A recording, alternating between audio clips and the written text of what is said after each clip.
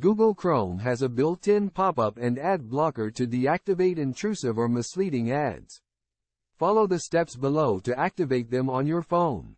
1. Open Google Chrome on your Android phone. 2. Tap the three-dot menu in the upper right corner and open Settings. 3. Scroll to Site Settings. 4. Scroll down and, under the Content section, open Pop-ups and Redirects. 5. Turn off the Pop-ups and Redirects toggle from the following menu. And if that did not work for you, try this. Block ads with a DNS service. 1. Open the Settings app on your Android phone. 2. Tap Connections. 3. Select More Connection Settings. 4.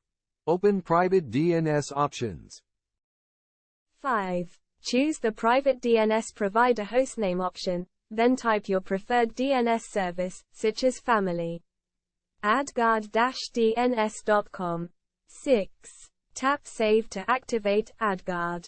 Thanks for watching. Subscribe, like and share.